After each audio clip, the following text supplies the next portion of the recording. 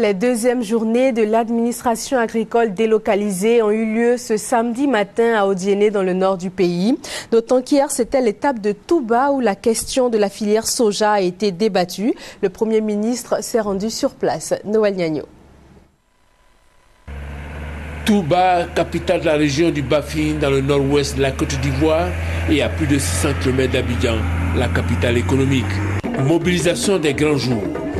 Pour cette troisième étape de l'opération baptisée Administration agricole délocalisée, qui est à sa deuxième édition depuis son avènement en 2012.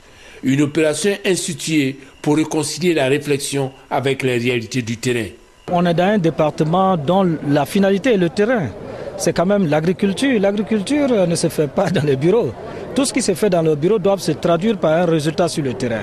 S'agissant des réalités, Touba regorge de potentiel, des performances aussi, avec elles des insuffisances. Touba dispose d'environ 10 000 hectares de plaine alluviale, sur lesquels on peut faire du riz et avoir des rendements minimum de 5 tonnes à l'hectare. Touba dispose de 20 000 hectares de riz pluvial, sur lesquels on peut faire à peu près 40 000 tonnes de riz. Touba dispose de 900 hectares de bas-fonds. La région de Touba faisait à l'époque au moins 5 000 tonnes de coton-graine et Touba était réputé avoir la meilleure qualité de coton en Côte d'Ivoire. Malheureusement, aujourd'hui, la région de Touba n'arrive même pas à dépasser 2000 tonnes pour les raisons. D'abord, il n'y a pas d'usine à proximité et d'autre part, les usines les plus proches ne sont pas fonctionnelles. Au terme des 3 étapes, Mankono, Séguéla et Touba, les enseignements tirés sont de 2 ordres. Premièrement, les politiques qui sont conçues par le président de la République sont en phase avec les aspirations et les besoins des producteurs dans toutes ces localités. D'autre part, nous avons noté quand même des spécificités dans cette région.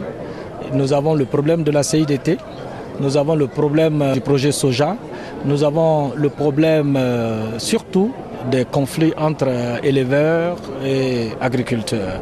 Ce samedi 9 novembre 2013, dernière étape.